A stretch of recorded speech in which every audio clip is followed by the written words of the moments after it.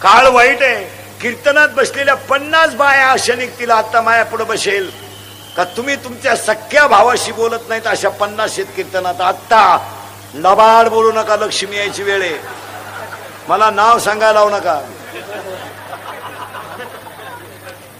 मी नाव सगळं सांगल, लबाड बोलायचं नाही. अरे रक्ताचे नातेला तुम्हाला पैशाच्या घमेंडीत तुम्ही शिल्लक ठेवले नाही. रक्ताचे नाते, अरे भाऊ गरीब आहे असू द्या ना, त्याचं बनियन मळालंय म्हणू द्या, शर्ट फाटलाय फाटू द्या, पण नाते रक्ताचे तोडू नका हे ध्यानात ठेवा. बाया माणसांनी लग्नामध्ये भाच्याच्या मागे उभा राहणारा मामा सुद्धा बदलावलाय. आता सक्का मामा वारला, आता एक नवीन अवलादीचा मामा तयार झालाय आपल्याकडे. आता गुरु मामा. ही पुढून अवलाद पैदा झाली काय ना ही गुरु मामाची, असा भोंगळा करून हल्ला पाहिजे गुरु मामा. लॉन्स मध्ये चेटी काढून हल्ला पाहिजे. ना पुढं सापडला का दरिद्री तुला. अरे विनोद नाही हा. आणि पुरुष मंडळीला पाया पडून सांगतो, कोणाशी दुश्मनी करा, भावाशी दुश्मनी करू नका. नाही नाही नाही, हे मित्र मित्र फक्त तुम्ही पाजितो म्हणून तुमच्या मागे हिंडा, त्या पाजायचं बंद करा. हे तुमच्या मौतीला येणार नाही. माझं माझ्या भावाचं जमत नाही, तुमचं तुमच्या भावाचं जमत नाही, हा व्यवहार आहे, नाथ नाही. जमत नाही आपलं, त्याच्या घरात जाऊ नका, त्याचं तोंड पाहू नका. पण तुमच्या प्रसंग आल्यावर भाऊ आहे हे विसरू नका,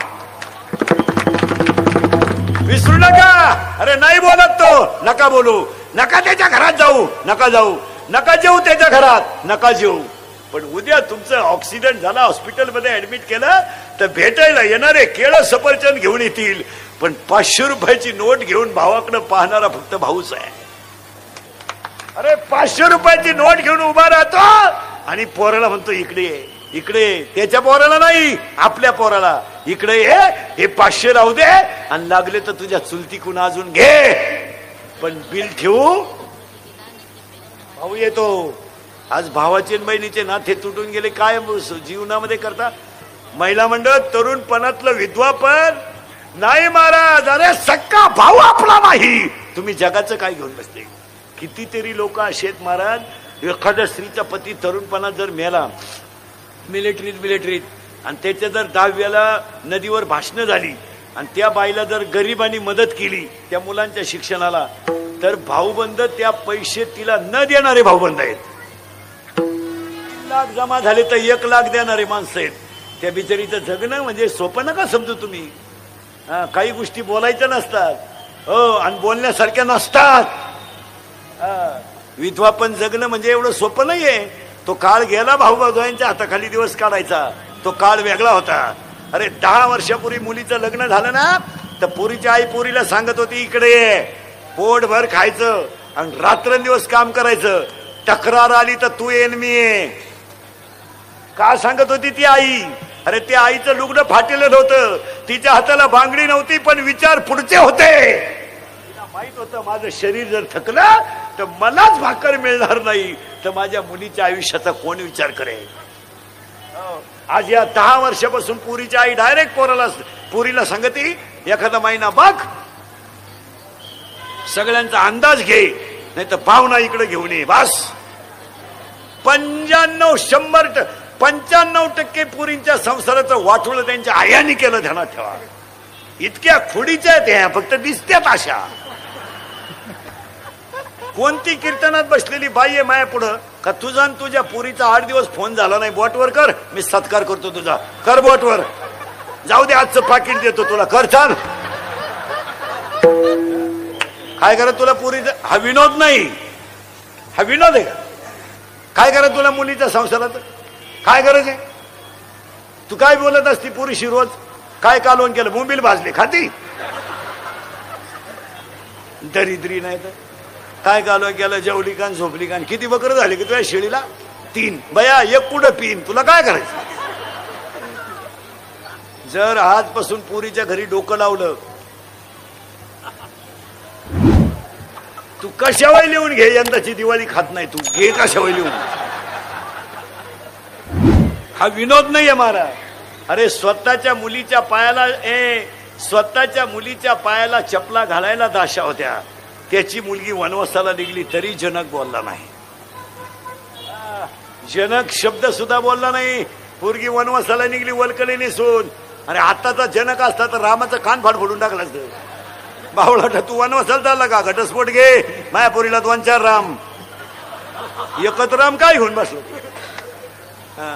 पण जनक राजा शब्द सुद्धा का बोलला नाही माहितीये का? ऐका जाणकार पोथे ऐकणाऱ्यांच्या ध्यानात येईल. राजा जनकाला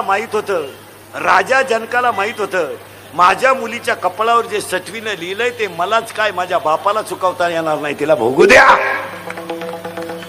आणि तिनं जर भोगलं पुढे जर अमर झाली तर काय होईल? झालीच. इतिहासात अमर झाली त्याची पोरगी. कारण पूर्वींचं लग्न पूर्वी बाप जमीत होता. आता बापाला व्हॉट्सअपला माहित झालं पुरीचं लगीन. त्या गुड्डी गेली काय? आणि मग पुरीने मूर्खपणानं वागायचं आणि पोरांना बरबाद करायचं. आता सध्या पेपरला बातम्या पेपरला आणि टीव्हीला बातम्या पाहिजे. अल्पवयीन मुलीला पळवले. जरा वाचणारे ध्यानात ठेवा. याला तुम्ही कोणाला दोष देता? मुलाला. तुम्ही सगळी शिक्षा कोणाला करता?